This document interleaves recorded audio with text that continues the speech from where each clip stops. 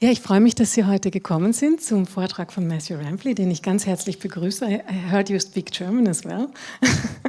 Maybe. And warmly welcome you. Stefanie Kitzberger will introduce you. Eva Marie Klimpel und Stefanie Kitzberger sind die beiden Kuratorinnen der Ausstellung Textile Transfers im Heiligen Kreuzerhof, die Sie vielleicht schon die Gelegenheit hatten anzuschauen. Es ist auch der Ausstellungsgestalter Martin Denk heute hier, das freut uns auch sehr. Und es gibt auch zu dieser Ausstellung eine Publikation, es wird aber noch eine weitere geben, die Stefanie Kitzberger gemeinsam mit Eva Marie Klimpel und den Museum Studies an der Universität hier erarbeitet hat. Es heißt Sammeln, Aneignen, Übersetzen und die ist noch im New Tony Press auch verlegt und in Berlin erhältlich. Ich lege sie dann nachher zum Tisch, wenn sie jemand anschauen möchte. Ja, und ich möchte nochmal meinen Kolleginnen Stefanie und Eva herzlich danken für diese wunderbar kuratierte Ausstellung. Es ist uns in der Kunstsammlung ein großes Anliegen, die verschiedenen Bestände immer wieder zu aktualisieren, in Frage zu stellen, rekontextualisieren und auch eine kritische Perspektive zu entwickeln. Ich finde, das ist bei der Ausstellung extrem spannend umgesetzt worden. Ich möchte euch sehr danken und übergebe das Wort an Stefanie. Dankeschön. Sure. Wonderful, thank you. Sorry. I'll share the desk with you. Okay, sorry. It takes a while, because I have my notes here. Okay.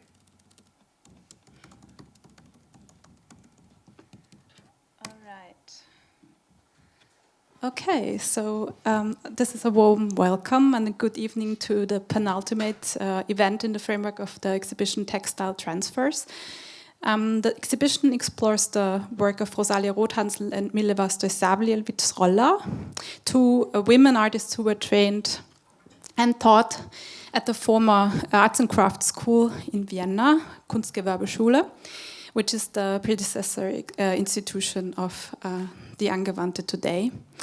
We're very delighted to have you here, Matthew Rampley, who will give a lecture as part of the exhibition's accompanying program, and I will introduce him shortly in a minute. And before, some short introduction to our exhibition. Textile Threads examines different historical threads woven into the textile collections of these two artists I already mentioned. One of our guiding questions is the extent to which the terms folk art or domestic industry or house industry, as you want to translate it, which were conceived as non-alienated form of production, seemingly untouched, so to say, by industrialization, served both the liberal reform of arts and crafts, rhetorically to stabilize the idea of the Habsburg monarchy as a multi-ethnic state against nationalist tendencies, and how it served also the decontextualization of objects like this, ABBA, for example, from Europe or Southeast Asia, as we will hear today as well, that artists like Stoisabliel-Vitzrolla not only collected but also incorporated in performative displays as if they were reform dresses, so modernist kinds of clothing. Matthew Rampley is professor of art history at Masaryk University in Brno. Prior to his appointment, he held the chair in history of art at the Birmingham University, where he also served as head of department and later as head of school. Among his major research projects are the ERC-funded project Continuity and Rupture in Central European Art and Architecture from 1918 to 1939, a substantial grant from the Leverhulme Trust, I don't know how to say, Leverhulme Trust, and the prestigious Muni Award, supported with 25 million Czech crowns. Matthew's teaching and research focus on Central European art and architecture of the 19th and 20th centuries, art historiography, aesthetics, and modern and contemporary art. His scholarly work has been published in leading journals, such as the Oxford Art Journal. He is editor of Art History and Visual Studies in Europe, And from his extensive list of publications, I would like to highlight two which have been particularly significant for our exhibition research.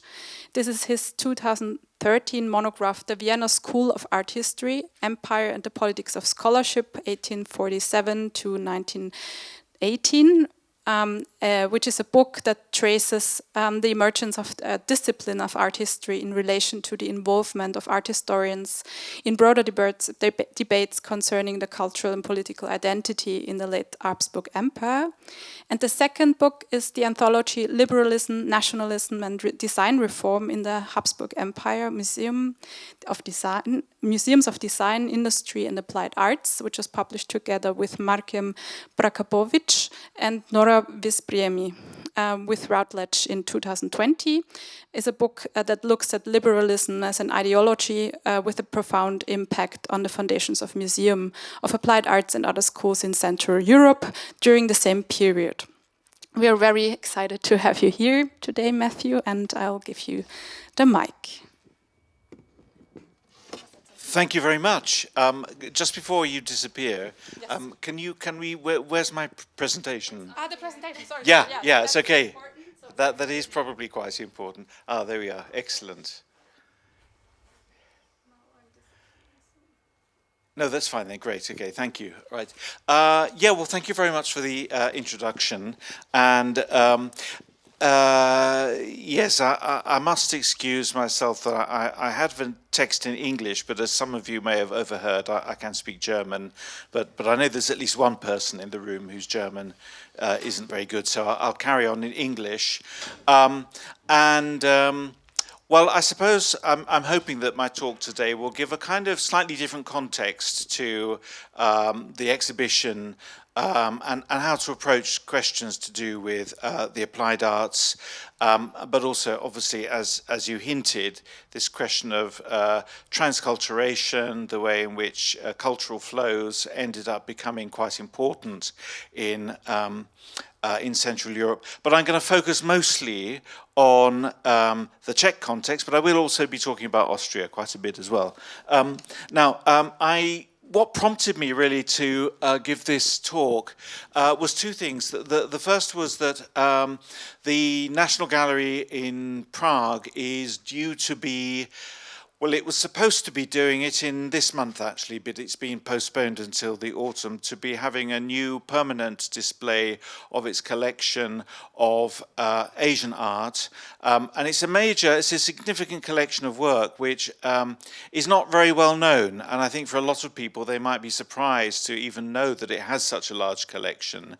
And it's certainly something that I've become interested really in how it is that you have these collections of Asian and more generally non-European art in not only in Prague but in many other museums in the Czech Republic. The other one, and this is where I'm going to be a bit shameless in fact, is that I've just started a new project funded by the Czech Grant Agency precisely on this issue of globality and Czech identity, and in particular also the question of coloniality. So this is me just being a little bit shameless here and taking the opportunity to promote a project that's just started now. But, you know, I'm afraid the website still is a work in, you can access it, but the website is still a work in progress. So here goes.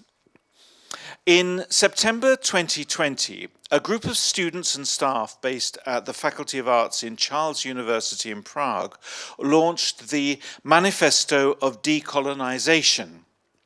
It's time, they argued, to decolonize Czech thought and attitudes towards former colonial cultures. At the heart of their call was a simple claim. Specifically, they state that the Czech lands are historically connected with the rest of the world. Central Europe is not outside the complicated relationship of the West and its former colonies, outside of world history. In addition, many Czech travelers, missionaries, businessmen and soldiers were directly involved in building and maintaining the colonial system. The Czech lands have been and continue to be part of the world's economic, political and social structures and ties. Responsibility for colonialism stems from the existing ties between the Czech lands and the global south, from the real profit of the Czech lands, from the resources and work of the colonized people. And then in addition, they argue, it's not just about the economy, but also about cultural ideas. Narratives of overseas discoveries or the exoticization of blackness served Czechs as a confirmation of their place as part of the West, and as a result they agreed with the colonial system. The colonial imagination, which builds on the maturity of the West and the backwardness of the global South, is present in fairy tales, travel films, adventure novels, museums of various specializations and school syllabuses. The manifesto was the beginning of a slow process of analysis of the Czech entanglement with colonialism and its history. The most prominent recent example was the Czech entry to the Venice Biennale in 2024. Eva Koťátková's The Heart of a Giraffe in Captivity is 12 kilos lighter, which was about the transport from Kenya to Prague Zoo in 1951, I think, of a giraffe. The first time a giraffe was on display there, and it explored the colonial background to the transport of tropical and exotic animals. However, the question of colonial legacies is a potentially sensitive terrain, or potentially politically highly sensitive terrain, for there is a long tradition in Central Europe of denying the relevance of debates about colonialism. A common idea is that those in Central Europe didn't share the imperial attitudes, behavior and interests so characteristic of their European peers.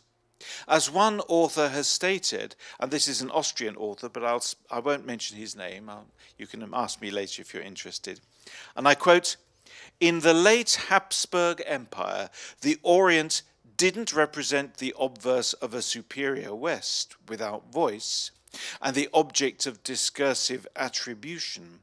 Rather, it was a place of participative inquiry that aroused curiosity." End quote. This form of interest-free participant observation, which I suppose is what a latter-day ethnographer would call it, has been described too as a form of non-colonial Orientalism, or in other words, and I quote again, "a form of Orientalism that's not based on direct or explicit colonial interests or overseas possessions." In his account of China, which I cited in the summary, and it was in the advert for this talk, Enrique Stanko Vráz, whom I cited earlier, he exemplifies this approach, a belief that he is somehow different, a detached observer. And as you can see here, this is just from the introduction to his book on China. He says, "In my notes, I try to be impartial, even though I'm white and proud of the capacities and pre-eminence of my race. I've lived enough for more than 15 years amongst people of different colour who have other ways of thinking to have got rid of many prejudices.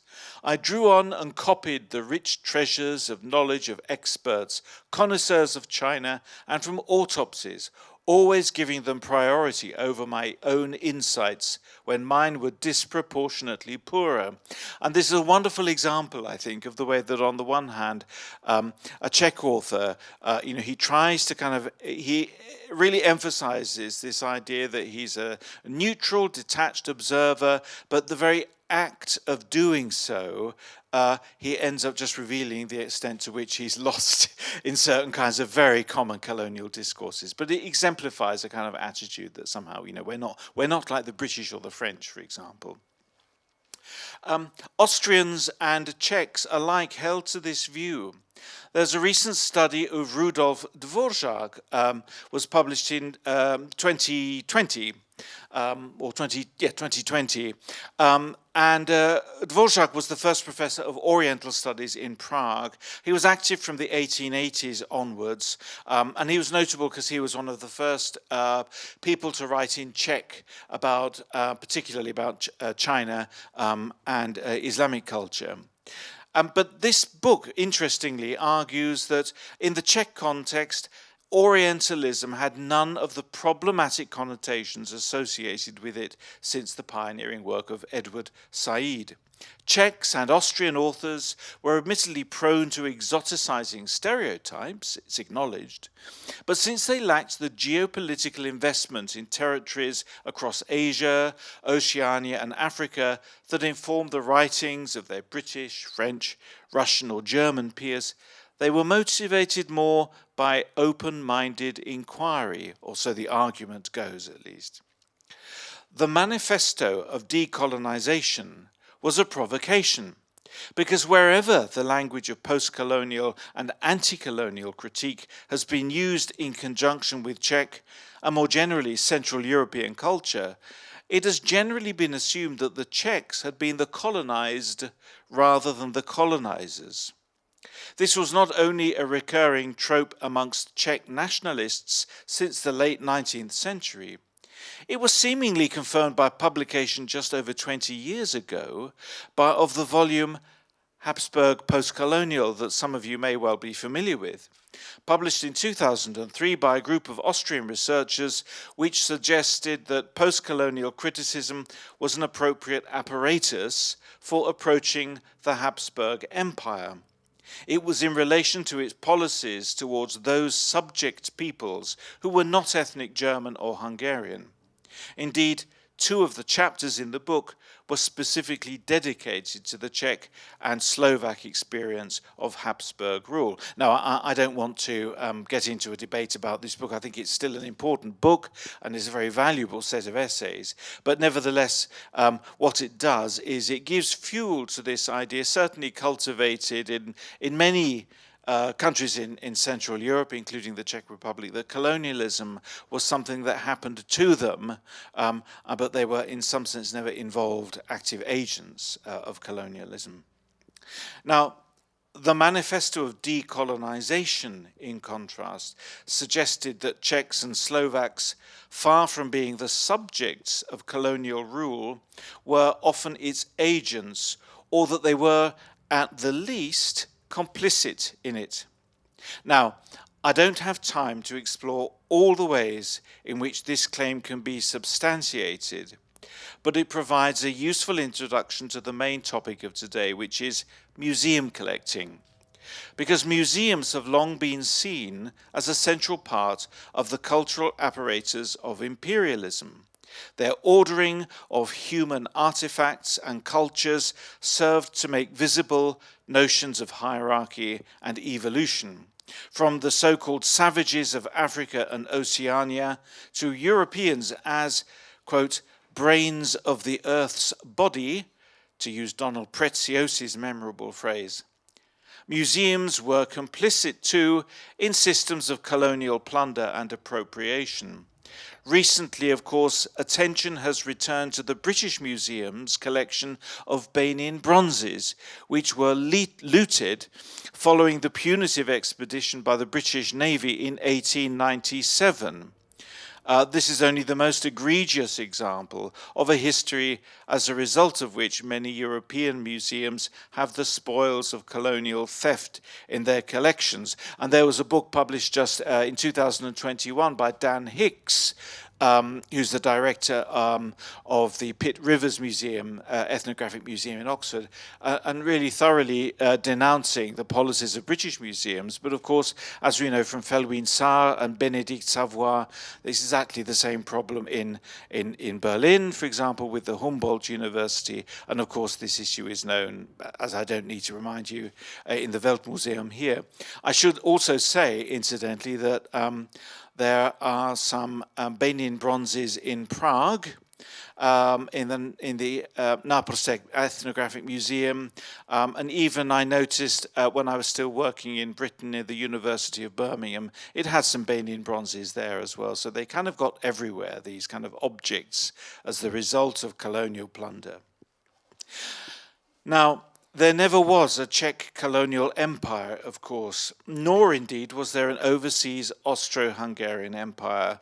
Its only formal colony was Bosnia, acquired in 1878, and then from 1900 to 1917, the concession of Tientsin in China, as a result of the Habsburg involvement in the suppression of the Boxer Rebellion. In one sense, therefore, it can hardly be accused or Central Europe can hardly be accused of the same kind of exploitation of resources, people and artifacts that characterized imperial British, French, Belgian and so forth rule.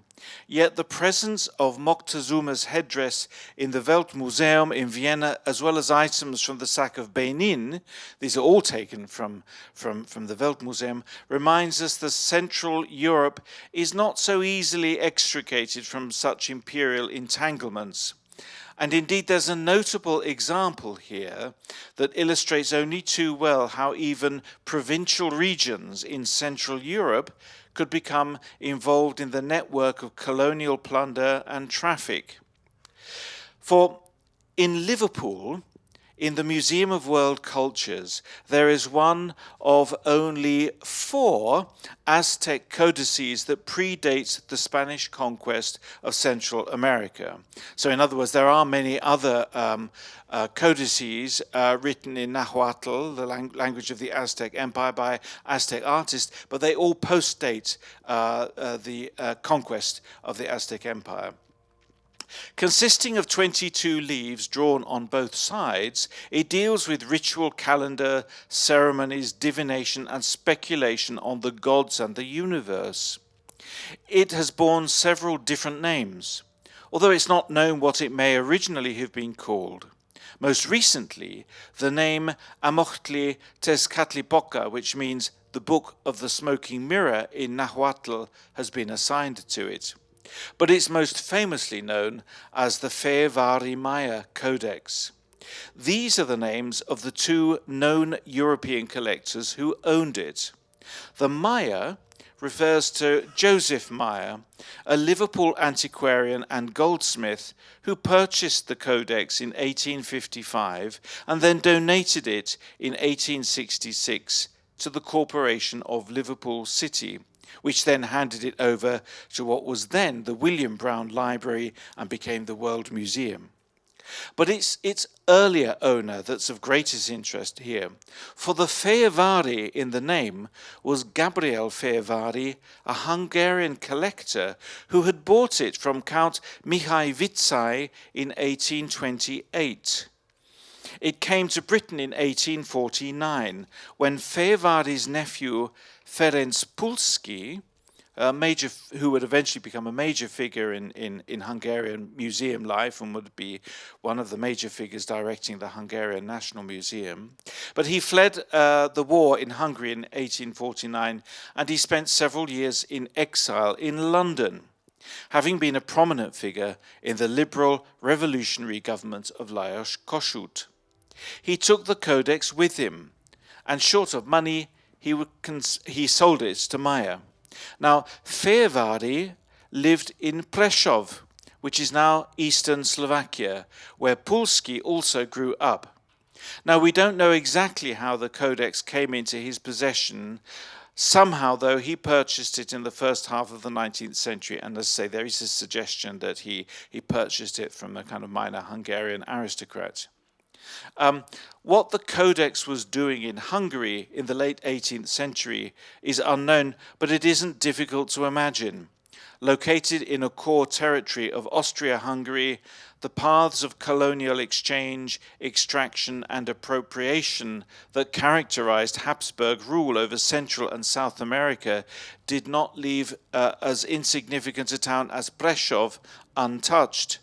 Indeed, even if Austria-Hungary was not one of the great imperial powers, this was not due to lack of ambition.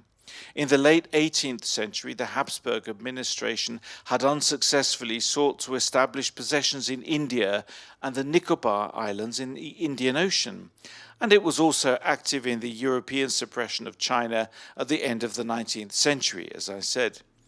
Austria-Hungary placed no demands for territories at the Berlin Conference of 1884-5 that decided the fate of Africa, but it did gain significant trading concessions and unimpeded access to nearly all European continents across Africa and Asia. Now, it's at this point that we may wish to turn to the more specific case of the Czechs and museums.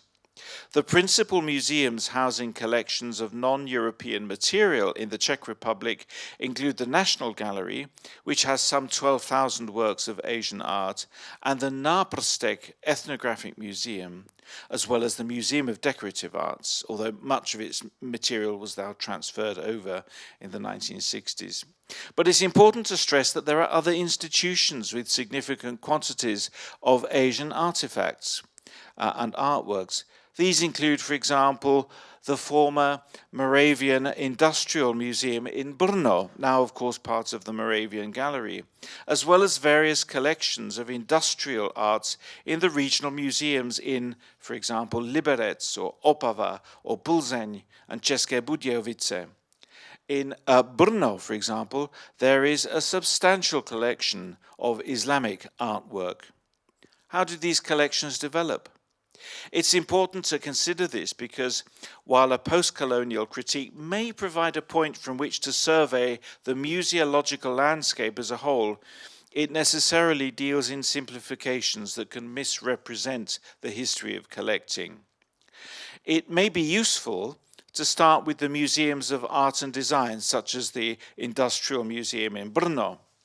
The impetus for these came from Vienna and ultimately, of course, Britain, because the apparent success of the South Kensington Museum in advancing the program of design reform in Britain prompted Rudolf Eitelberger, after his trip to the International Exhibition of 1862 in London, to propose the creation of an institution with which, of course, everyone is more familiar than I am, the Austrian Museum for Art and Industry, which became the template for all subsequent museums of design across Austria-Hungary. This included the museum in Brno, founded in 1873, and its counterpart in Prague, for example, established 12 years later. Now, I don't wish to revisit the entire story. It's been rehearsed many times, but it's worth reminding ourselves of a number of important factors. Because first, for design reformers such as Gottfried Semper and Owen Jones in Britain, artifacts from India, Islamic cultures, China and Japan, and artworks were collected not as part of some schema of evolutionary development, but because it was felt that they had managed to reconcile preservation of craft skills with the demands for larger scale production. Even if we concede that ultimately in Britain the display of Asian art in the South Kensington Museum, for example, served as a prop for the intermeshed ideology of free trade and empire, in Austria-Hungary it was in order to serve a different agenda, Habsburg cosmopolitanism and the ideology of unity and diversity, which was cultivated as a counter-narrative to that of national identity that was so powerful in late 19th century Europe. We therefore have to be careful when post-colonial criticism is applied to museums as a general frame of analysis, because it can misrepresent historical situations and processes. Nevertheless, the long history of Habsburg-Ottoman political rivalry and conflict meant that the Turk loomed large in the Central European imaginary. Muslims remained the subject of stereotypes in the popular imagination, either as backward primitives or, increasingly from the later 19th century, as romantic warriors and nomads. We might wish to recall one of the more celebrated figures in Czech historical memory of the early 20th century, the scholar of Islamic culture, Alois Musil, who in fact is also, of course, well known in Austria because of his work in Vienna before 1918, who was renowned for his travels in the Arabian desert and for the close relations he cultivated with Bedouin tribespeople. Now, when it comes to the collecting of non-Western art in Central Europe, a crucial event was the Vienna World Fair of 1873. It was the first World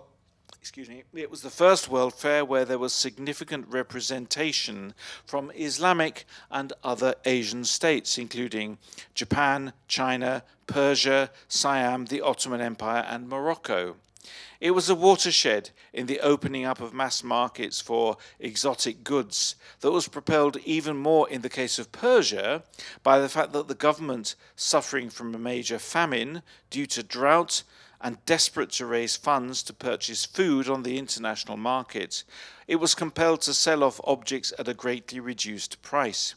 It was due to the Vienna World Fair that significant numbers of Persian carpets, for example, first made their way into museum collections, including the Vienna Museum of Art and Industry, as well as the Hungarian Museum of Applied Arts.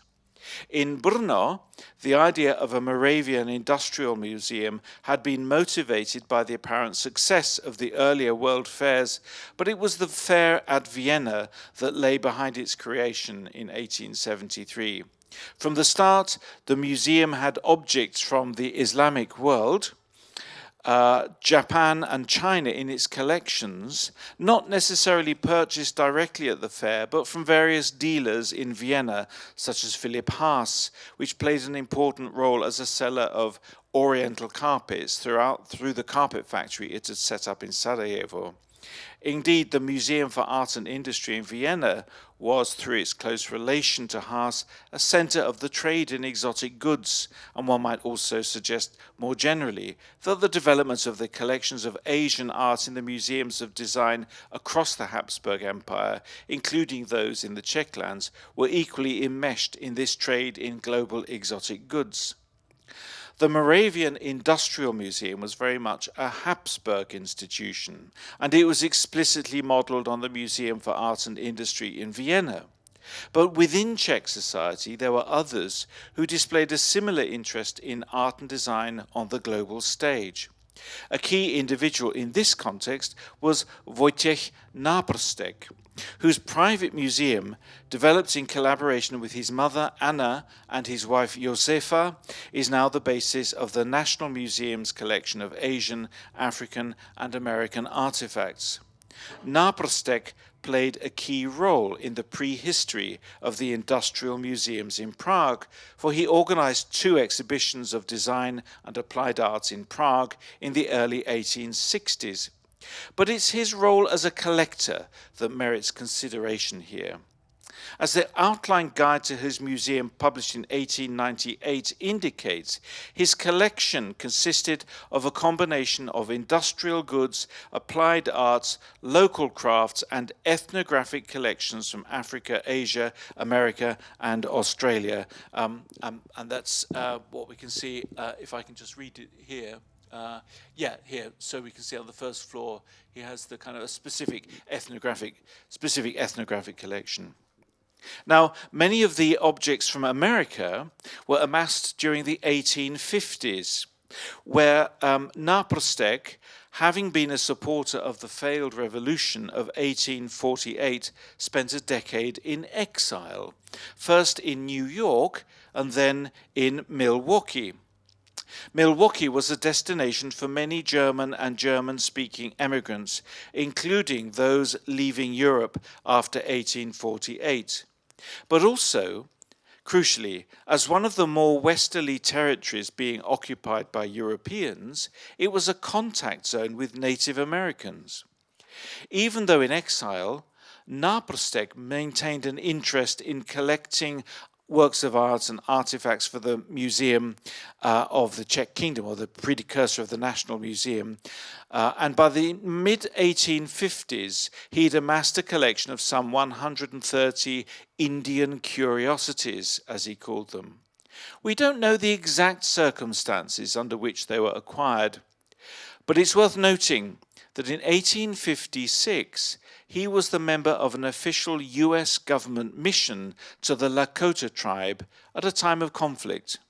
The Fort Laramie Treaty of 1851, signed between the government and a confederation of native peoples, had recognized the sovereignty of the Lakota over a large amount of territory in the Great Plains.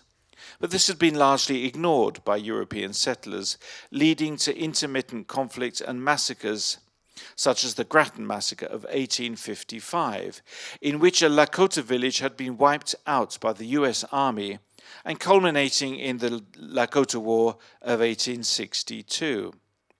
We have to hesitate before jumping to conclusions about Naprostek's personal role in this conflict. My main point, though, is that his collection of Indian curiosities was amassed in a context of colonial conquest and domination, of which he was certainly a beneficiary, even if he wasn't an active participant. Now, this takes us some way from the collecting of Asian art, but I think we can take Naprostek as perhaps a paradigmatic example of the position of Czechs more generally. Not necessarily direct agents of imperial power, but nevertheless, as Austrian subjects and as Europeans, beneficiaries of their position. We might think here of how the collections of the Naprostek Museum expanded from the 1880s onwards, thanks to donations from individuals such as the novelist Julius Zeyer or the travel writers Emil Holub, Josef Wünsch, and Josef Korzeniowski. What is enlightening is where Zeyer, to take one example, acquired much of his collection. At the World Fair in Paris in 1889 and Parisian department stores such as Au Printemps, often in consultation with Josefa Naprostkova. As Beat Wies has argued, even more than the 1873 World Fair in Vienna, the 1889 fair, as well as the department stores, was a showcase for the ascendancy and intertwining of capitalism and global European imperialism. The Street of Cairo, for example, arranged next to and in stark juxtaposition to the Palace of Machines, presented an orientalizing microcosm of traditional Egyptian culture, while the exhibition as a whole included ethnographic villages that fed into the exoticizing of non-European cultures. Zeyer did not travel much outside of Europe, but other donors to the Naprostek Museum did. Emil Holub is an interesting case because he became a significant figure in his own right on the basis of his expeditions to southern Africa in the 1870s and 1880s. He achieved fame due to his public lectures on his experiences as well as his publications in German and Czech. In addition, he mounted a large-scale exhibition in Prague and in Vienna in the grounds of the World Fair, displaying the various artifacts and works of art he collected. Well, collected is a kind of rather polite way of saying simply stole, and in fact he was a very problematic figure because he for example, just simply vandalized a number of rocks in order to take away various sacred rock carvings that he just decided to take. And then this was followed up by another expedition, which he had to cut short because, surprisingly, the locals actually just attacked him, because they knew what to expect. But anyway, now, and I'll just mention a few other figures as well, such as, for example, Václav Stejskal, a native of northeastern Bohemia who served in the Austrian Imperial Navy through the 1870s and 80s and later worked in the Supreme Court of Accounts in Vienna, and he took advantage of his voyage to the Asian Pacific in order to acquire a significant number of artworks from China, Japan and other Asian countries.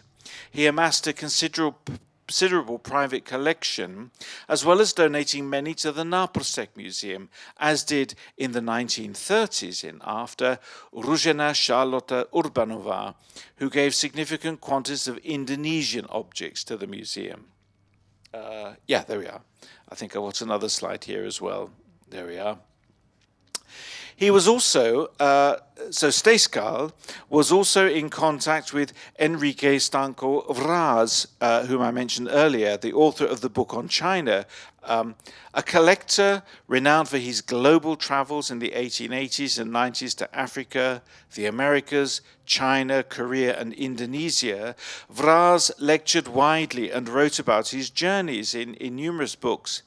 Indeed, travelogues proved to be a highly popular genre, and this continued into the 20th century and into the 1920s and 30s. Alois Musil, for example, was a prolific author of popular books based on his scientific and political expeditions in Arabia and the Levant that he had undertaken before 1918. Musil was in certain respects an exception from these other figures, since he was an active agent of great power politics in the Islamic world during the First World War.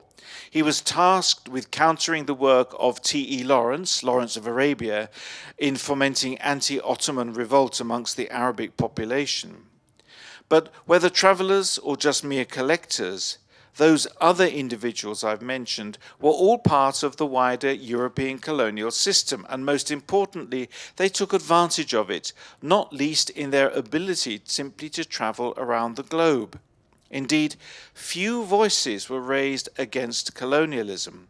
The only criticism amongst these travellers and writers of note was that of the botanist and ethnographer Alberto Fritsch, who was more, have I gone too far? There we are. Who was more concerned with the violence of the implementation of colonial rule than with its legitimacy per se. Actually, I mean, Fritsch is more interesting than that, because what he did do was he spent a lot of time in Brazil, and he highlighted to the Brazilian authorities the fact that indigenous people were being exploited by the European settlers in Brazil at the time, and it prompted a kind of inquiry by the Brazilian government. But the important thing is that Fritsch wasn't questioning the colonial system. Simply what he was arguing for was a kind of what perversely might be regarded as a fairer, more equitable colonial system, if such a thing is possible. Now, I'm suggesting here then that the context of the Habsburg Empire and European colonialism laid down a long-lasting template of social attitudes that lasted through the 1920s throughout Central Europe, and that tied Czech culture more closely to the imperial powers such as Britain and France than is commonly recognized. As Hanna Navratilova has stated, and I quote here, Czechs were as capable of producing simplified or stereotyped observations as any other European. We find an unmitigated feeling of European superiority, superiority dictated allegedly by religion, overall cultural development, and perhaps some racial prejudices, close quote. In one sense, it may be objected that much of this is already known. There is a considerable body of literature that has now examined Czech encounters with Islamic and other Asian cultures, starting with the early modern period. If we turn once more to the manifesto of decolonization's reference to the imagined attack on post-colonial criticism as a communist relic, we might say that argument is somewhat overstated. When it comes to 20th century visual culture, studies of primitivism, for example, have acknowledged the colonial connotations of much modernist practice. Joseph Čapek's book, The Art of Primitive Peoples, for example, of 1938, demonstrate that he was thoroughly immersed in a set of attitudes that were widespread across Europe, and this has not been denied. Yet, on the other hand, I'd like to suggest that this acknowledgement still has yet to have major impacts on scholarship. For example, there have been a significant number of publications by the National Museum in Prague on prominent Czech collectors and travellers who donated to the Náprostek Museum, including not only Zaja, Stejskal or Náprostek, but many others as well, including Růžena Charlotte Urbanová, for example. Yet these have mostly been celebratory biographical accounts rather than critical studies. And this is undoubtedly due to what the Prague-based ethnographer Philip Herzer has referred to as colonial exceptionalism, and hence the exception in the title of this talk. In other words, and I quote here, the strong and persisting conviction that Czechoslovakia has been part of the project of Western modernity, while at the same time it was able to claim colonial innocence, close quote. Hence, while the engagement of Czech culture with the Islamic world and with Asian cultures more generally has been the subject of numerous studies, there have been very few critical readings of this relation, especially when it comes to the question of visual and material culture, the means whereby most Czechs had any encounter with Asia.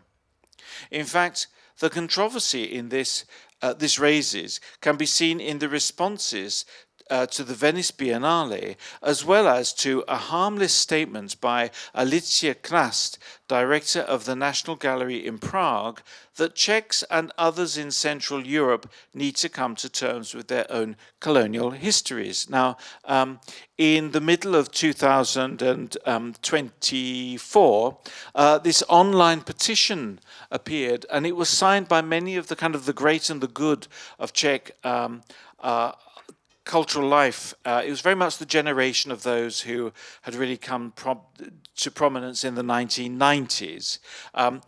And they were demanding the resignation of the director of the National Gallery, Alicia Knast, as well as, in fact, the director of the rector of the Academy of Fine Arts in Prague, which was, in fact, successful. She was forced to step down. And what they were complaining about was activism in the arts. They were complaining about these comments that somehow colonialism had something to do with the Czech Republic. And as you can see from this is a quotation from a comment on their petition. It says, evidently Mrs. Knast is unaware that our country always suffered under rule by other nations, and that in contrast to London or Paris, the wealth of the so-called global South did not construct a single building. Finally, President Masaryk refused the offer to the Czechs of a colony in Africa.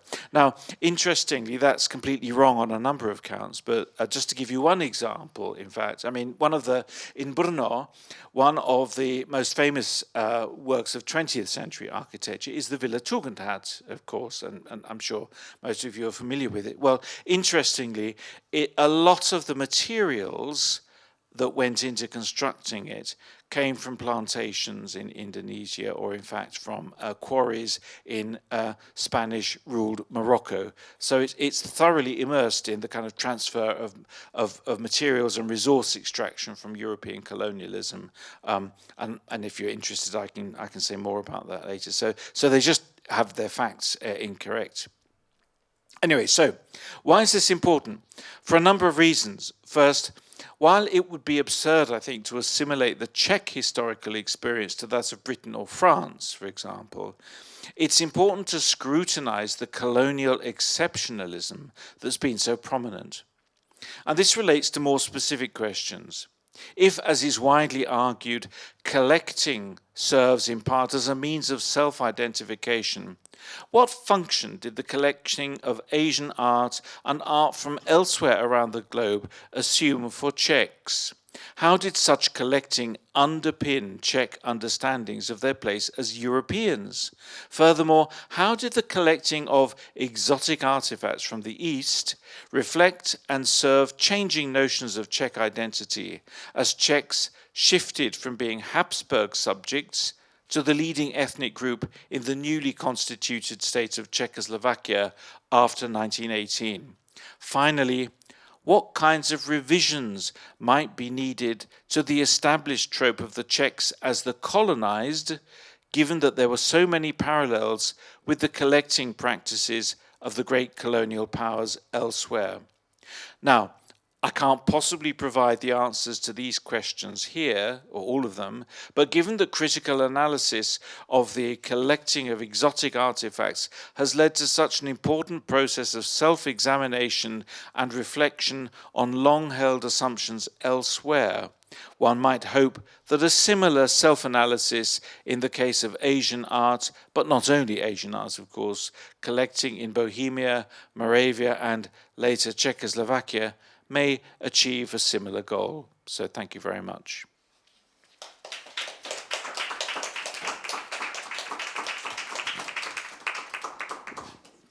Thanks a lot. No, it's on. Okay. Yeah. Thanks a lot for this highly rich lecture, providing a lot of research on different collectors as well.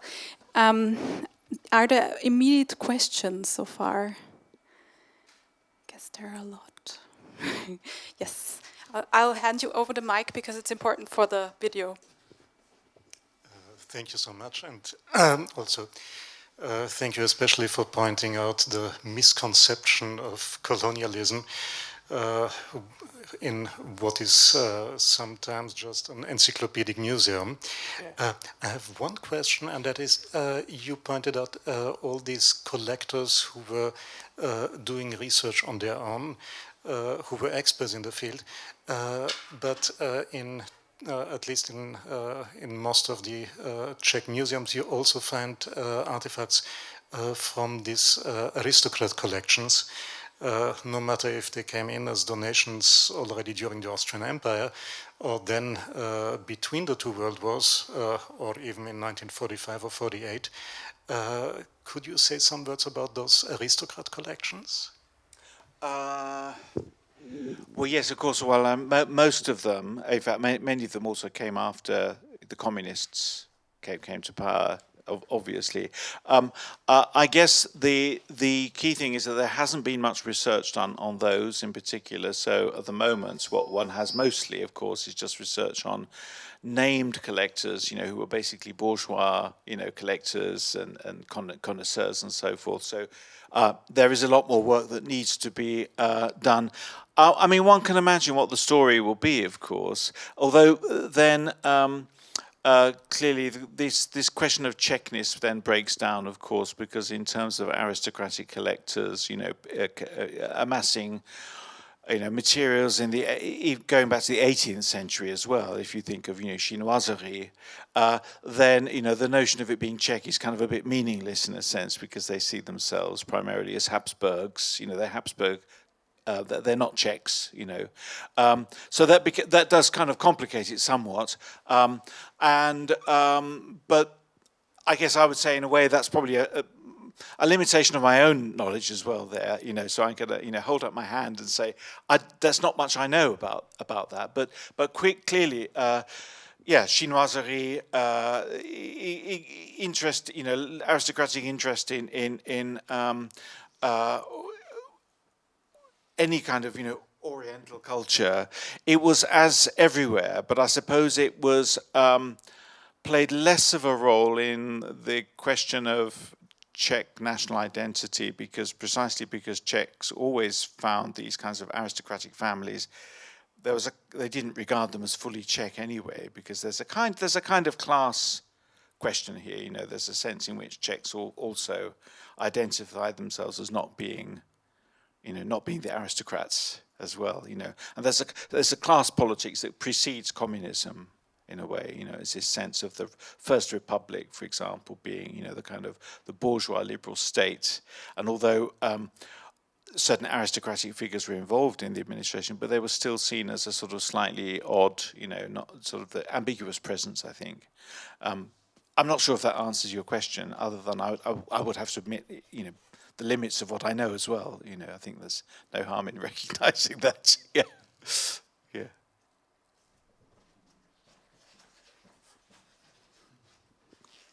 Hello, my name is Freda. Thank you so much for your talk.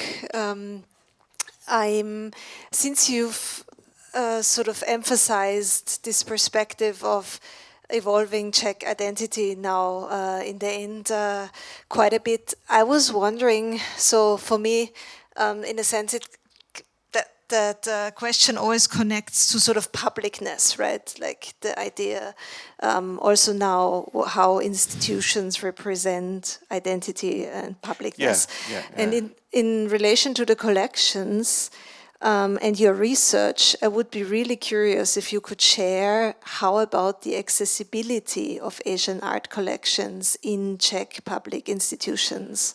That's a really good question, because obviously what we're mostly talking about is collections that were, the results of private enterprise. These were private connoisseurs donating, their collections. Although the Náprostek Museum, it was a public museum, so people could go to visit it. And that was the same with the museums of design. But at some point, the collections of non-European arts tended to disappear from, they would just simply not be put on display. The most scandalous case, actually, of that was the National Gallery in Prague, which had a substantial collection, but it was only in the 1950s that an actual Asian art department was created. And then the works had no permanent home until they were exhibited in a castle or stately home on the outside of Prague. So it meant that if you wanted to go to the main gallery buildings, you wouldn't find the collections of Asian art there at all. And then there was this catastrophic fire in 1962, I think it was, where a lot of works were destroyed and the things were put in storage. And there was a lot of reluctance to even in much of the staff actually of the National Gallery to accept that the Asian art was somehow had a similar value to Western art as well. So that is it's not a very dignified story, actually, that, which is why the idea of having a permanent display is actually quite a radical thing. One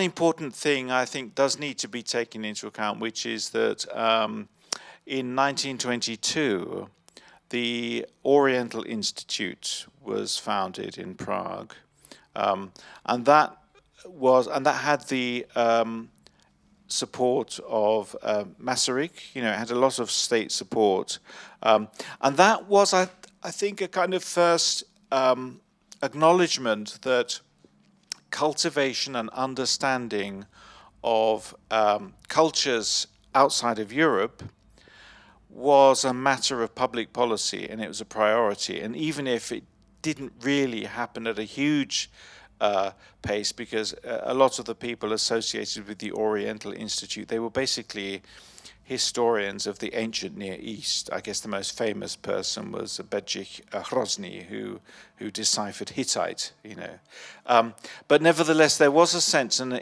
within the founding documents of the Institute, the idea it was supposed to support Czechoslovakia's external diplomatic and commercial aspirations, particularly in Asia. So it did become a matter of public policy, whereas until then, it really was given no significance, for example, by the Bohemian Diet or the administration within Bohemia up until 1918.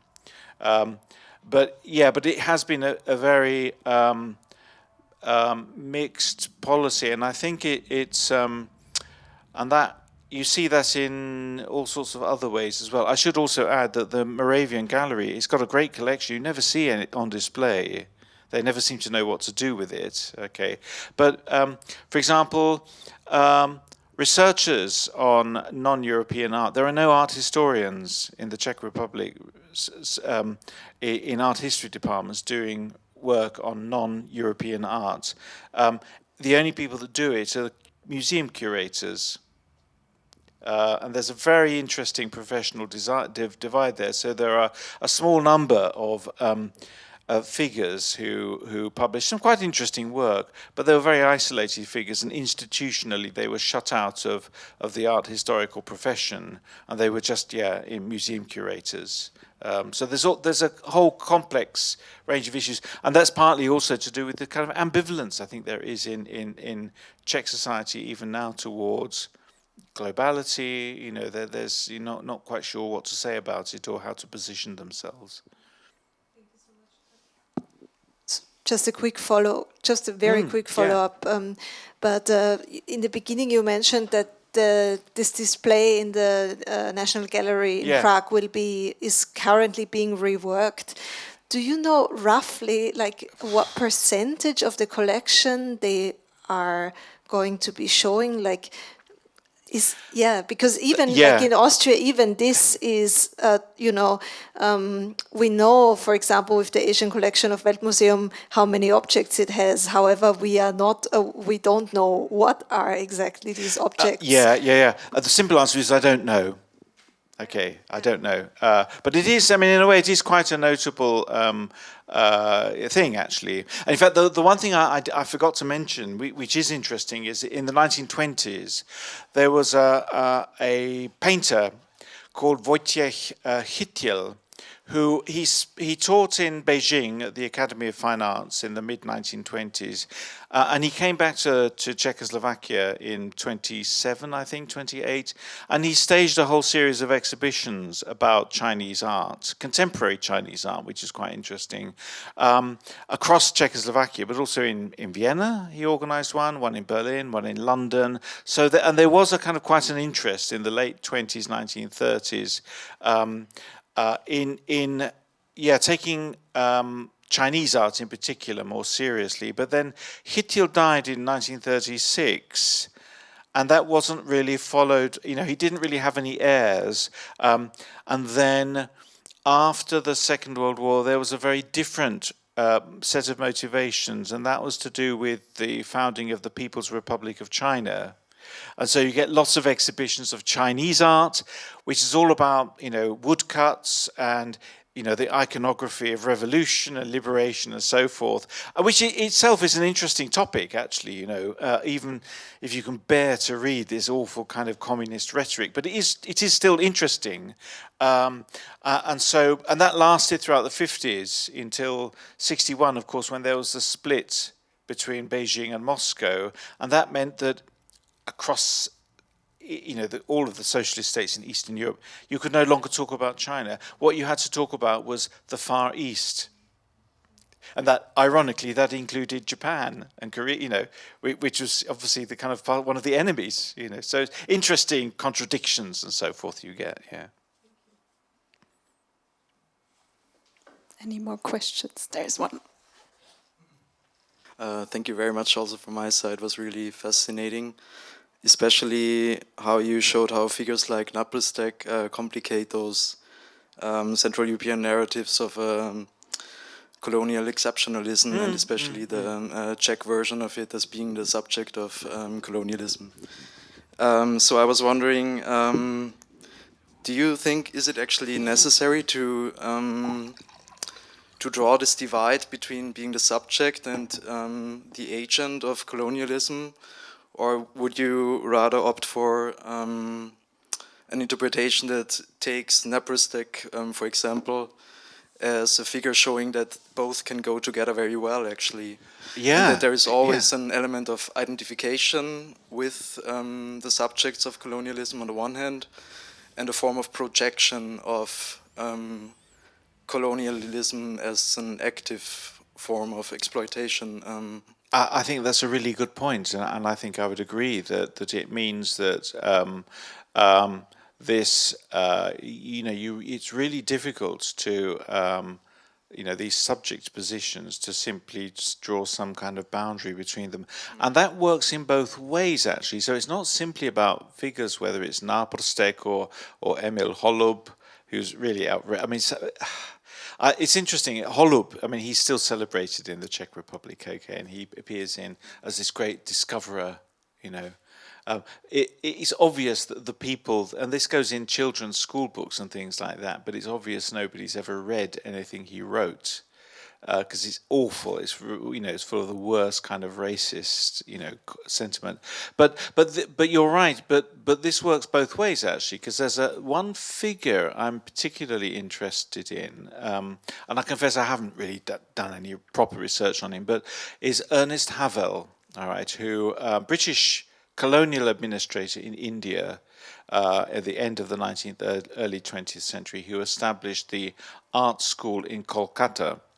And what's interesting about him is that for the local Indian students, he basically said to them, well, look, stop just copying Western models. What you need to do is you need to start looking at your own traditions, and you know, kind of draw some kind of practice, you know, doing that, you know, be true to your roots, as it were. Now, of course, a classical account of that would be, say, that's kind of paternalism, that's colonial paternalism, but I think that's too easy to dismiss that, because he was suggesting that his Indian students should do exactly what people like Tagore and others, is part of the kind of Bengali, you know, nationalism in the arts at the same time were doing. And I think that, you know, sometimes also figures who were directly related to colonial rule, I do think it's actually problematic to simply dismiss them as saying, oh, well, they were colonial paternalists, and that's it, you know, because I think actually, and there has been a kind of a pushback, I think, towards against a lot of kind of decolonial criticism, saying that you have to look at individual figures and see what they were doing, what they were saying, and it's really quite lazy just to simply say, oh, it's another kind of imperialist or colonialist, or a colonialism by proxy, which is what you sometimes get with Czechs or Austrians, for that matter, or Hungarians. Yeah. But yeah, you're right. I mean, everything is fluid. This is why I found your juxtaposition of different figures so interesting, because you got an idea that there's such different nuances and layers of position towards the broader scheme and the broader trade systems of colonialism. Like there's people wandering, moving on the tracks of colonial trade systems. There's people going into exile because they flee repressive political event themselves, like a Napristec. And I don't know if I got it right, but if I understood you well, Alois Musil is one of those figures who is also ambivalent very much in his he's a really identification with figure. the Arab. Musil is a really interesting figure because he was celebrated before 1918 because he was a major figure in Austrian, you know, intellectual life, because he had, he hadn't discovered it actually, but he had, for Europeans, he discovered this important early Islamic palace in Jordan, and he published on it, and he'd also undertaken some important mapping of the region, which ironically meant that he was employed by the Ottoman Empire to do maps for them. So there's that as well. But he was kind of celebrated, and of course the peak for him was when he ended up becoming a field marshal in the army, trying to resist Lawrence of Arabia. Okay, and then and he was the personal confessor to the Emperor Zita as well, so he was really close to the imperial family. Okay, which is, you know, really interesting figure.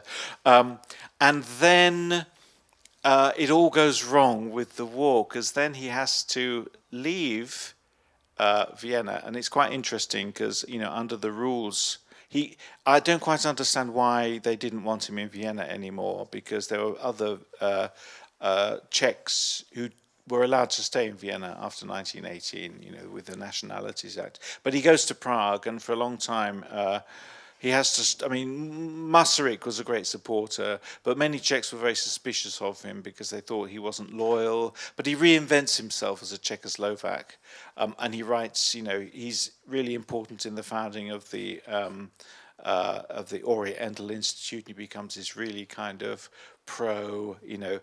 almost trying to turn Czechoslovakia into a kind of mini imperialist state, using exactly the same rhetoric about, you know, we must pursue our commercial interests and so forth that somebody would have said before 1918 in Vienna, you know. So he's a very interesting figure. There is an irony that nobody in Austria is really interested in what he did after 1918, whereas nobody in the Czech Republic is really very interested in what he did before 1918. Yeah, I mean, I'm exaggerating a little bit, but because they kind of celebrate the fact that he cultivated these relationships with Bedouin, and that's genuine, I think, as well. But somehow, what he did after 1918, you have to then turn to Czech sources, because nobody in Vienna is interested, because they don't read Czech, probably. I'm being provocative here, but yeah.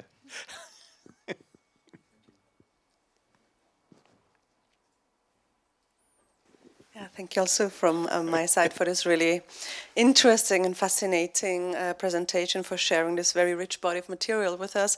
I was especially struck by the Haas carpet factory in Sarajevo, which is a fascinating, which to me was really fascinating, because you also mentioned the involvement of the mark in this whole circulation of economy, trade, with specific interests. There's a really interesting American scholar, Diana Reynolds, who's done work on that, and how basically Haas, they had this factory they set up, and that was also connected with the Habsburg economic policy. It was the idea of bringing economic life to to a basically economically underdeveloped area. Very interesting. So yes, and it was quite in very close collaboration with the MAC as well. Yeah.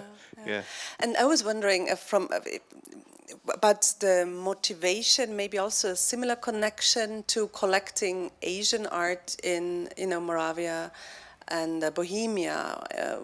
Could you say more about that? Is there also specific connections to trade, maybe also to furthering local production? Well, it is, and it's also because certainly before 1918, this collecting was mostly done by, it was the German-speaking, often Jewish, industrial class.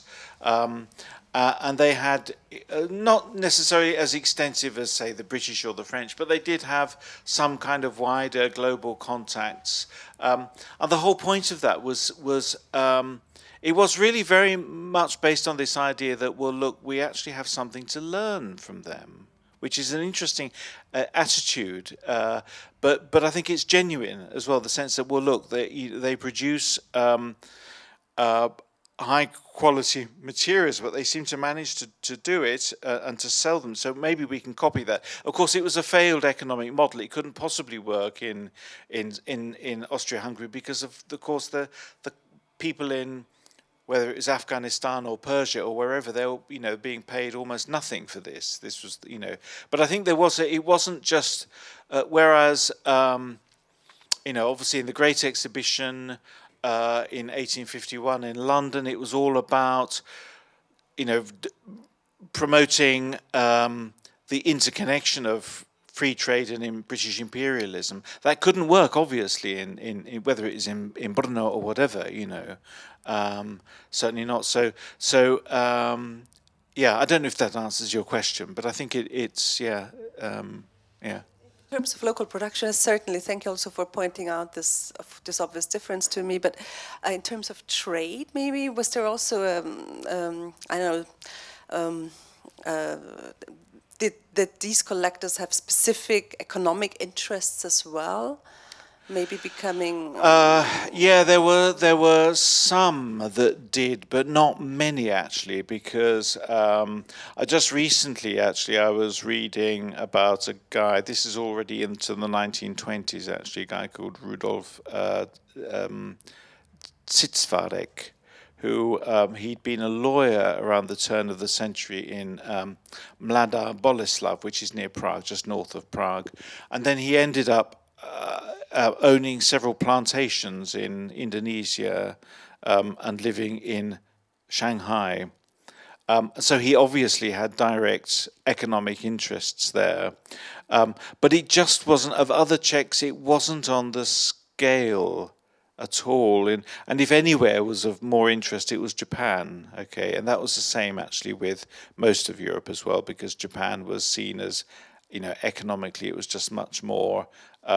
It had an infrastructure, and it's very whereas China, it was, for example, it was hopeless actually. There was on the coast, in coastal cities, but Japan was always seen as much more important. And then of course India was dominated by the British anyway, so there was very little room there. But yeah, no, but you didn't have the same kind of economic interests. Often what you would have was people just moving, acting as professionals, doctors, lawyers, engineers, builders. In fact, there's again now we're moving into the 1930s, but maybe that's not not inappropriate. There's a figure called Laszlo Hudec, who nobody has heard of. He was from Slovakia, but he had a Hungarian name, and so he tends to be picked up in Hungarian architectural history. But he developed his whole career in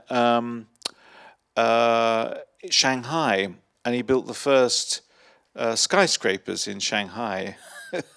And so you had lots of figures like that. And another one who I think is equally interesting was a guy called Jan Letzel, who moved from Bohemia to Japan. And I guess his major monument that's still standing was the trade fair in Hiroshima, which is the famous iconic building that wasn't destroyed. That was actually built by a Czech engineer. So you had that was the kind of involvement, professionals undertaking commissions rather than necessarily people with major business interests. Yeah.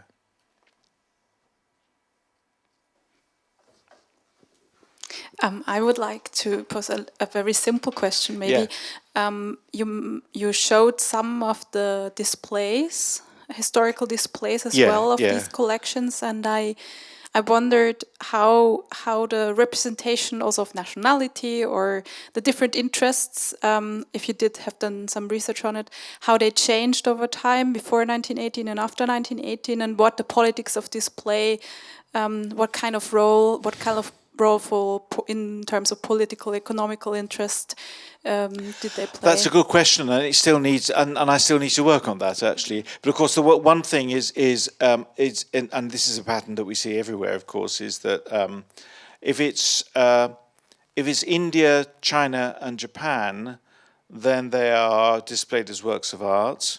Whereas if they're from Oceania or Africa, then they're ethnographic. That's a very common pattern, and you see that replicated as well. So that's clear. There is a before 1918. There is a difficulty in just finding, the visual sources, for example. And I remember when I looked, although I didn't particularly look at in the book on.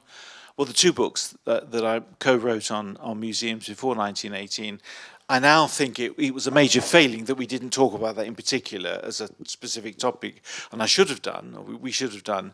But it was also partly because, you get, grainy photographs, not very helpful archival sources, not really telling you very much, just printed documents saying, well, it was on the 4th floor, and things like that, and not much else. Of course, the one thing that, and it was the same here, of course, was when the Museum for Art and Industry, was organised, and it was following the model that Zemper adopted, and he had developed it from London, was organising, work according to the material, rather than necessarily to its geographical location. So that kind of cuts across, in a sense, that. But no, it's not developing in the same way that, for example, in art galleries you'd have, national schools exhibited, for example. But there is still, more work that needs to be done on that. I acknowledge that in terms of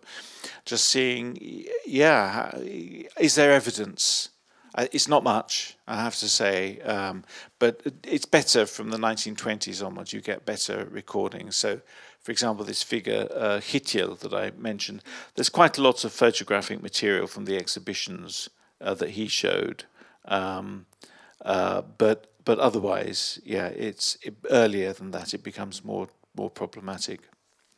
And sorry, a follow-up. And did I understand correctly that mostly before 1918 you had like collectors donations of collectors to museums, but not like big exhibitions on like Asian art as such or something yeah, like that this. only really starts in after the First World War, when as I said, Hitler I think was a key figure there, and there are one or two other exhibitions of things like Chinese art and especially avant-garde modernist art groups. They become interested in showing exhibitions of whether it's African art or Japanese art or whatever. Up until then. It's not really it's not really a very common pattern at all, yeah. But that's something that is shared across Europe, really, yeah. Thanks a lot. Are there more questions? Sicher. Ja, danke für den Vortrag. Ich habe mich eben dann gefragt, weil Sie ja viel gesprochen haben über die sozusagen böhmischen numerischen Nationalisten aus dem Bourgeoisenmilieu, die sozusagen gegenüber nicht-europäischen Kulturen eine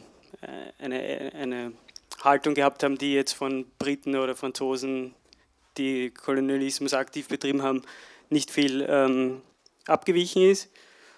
Und zur selben Zeit gab es ja sozusagen die habsburgischen Versuche, einen Quasi-Kolonialismus oder Sammlungen anzulegen von Minoritäten jetzt aus dem weiten Osten innerhalb des Reiches, der aber einer anderen Logik ein bisschen gefolgt ist, die ja quasi diese Reichslogik, wo die Differenz dem Reich inhärent ist und das Reichtum irgendwie auch begriffen wird, sozusagen.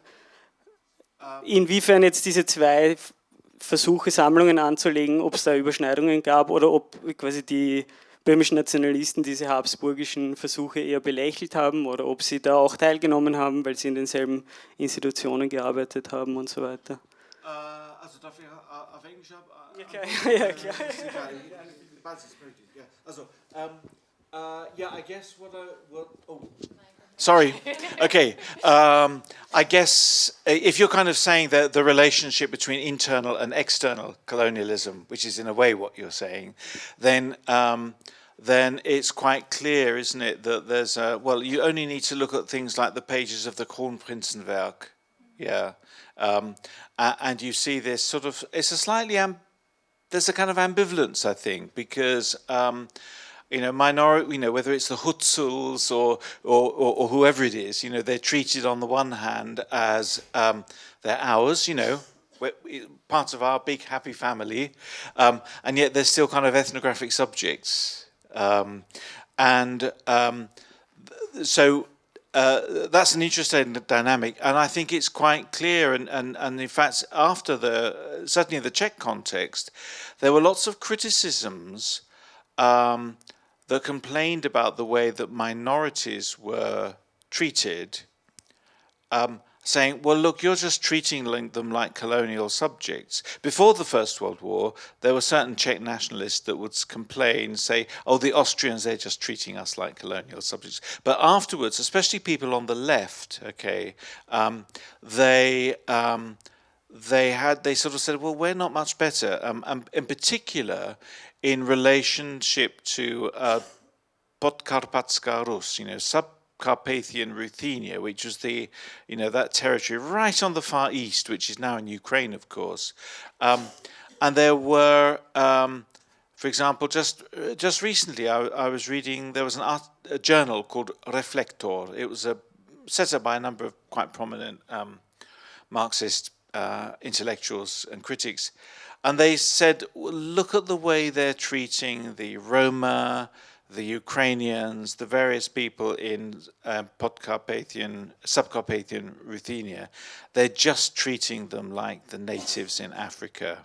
Okay, so there was a kind of critique of that, and a sense that equally, I suppose, attitudes that have been developed in relation to, supposedly backward peoples in wherever would then inform the way that minorities were treated, within Czechoslovakia.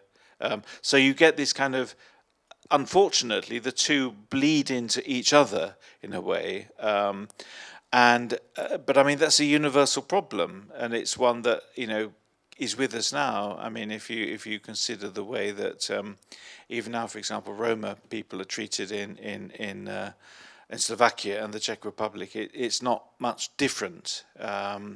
But you know, I don't want to therefore single out the Czechs and the Slovaks as uniquely bad in that respect, especially because I'm a Czech citizen now, so I have to be more loyal. But you know, but it's a kind of it's an issue that's a general issue, you know. But it's just that this is one example of that. Yeah.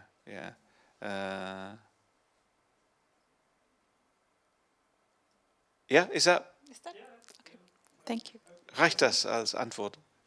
It just made me think now of Rousseau talking about, überall sind die Menschen frei geboren, aber sie sind in Ketten sozusagen, dass die Sklaverei als Metapher für quasi den unfreien Bürger unter dem Monarchen verwendet wurde, aber dann eigentlich sozusagen, es war nur eine Metapher, die man gebraucht hat, um irgendwelche Zensuren zu umgehen, aber dann eigentlich hat man es nicht sonderlich ernst gemeint mit diesen... Ja.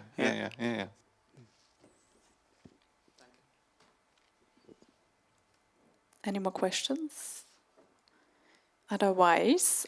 Well, it's nice to have so many questions, actually. Yeah, that's perfect. Because when you speak, there's always this kind of, if there's a silence, there's always this terror, because you think, you know, either people just are so furious they disagree with everything, or they just are bored, they're not interested, and so they think, when are we going to go? So thank you, everyone, for the questions. That was great. Yeah, thank you for being here and for this really wonderful lecture, which helped us a lot also with our questions and research questions. I'm wishing you all a wonderful evening, and we hope to see you to one of our guided tours to the exhibition, and otherwise I'm wishing you a good summer.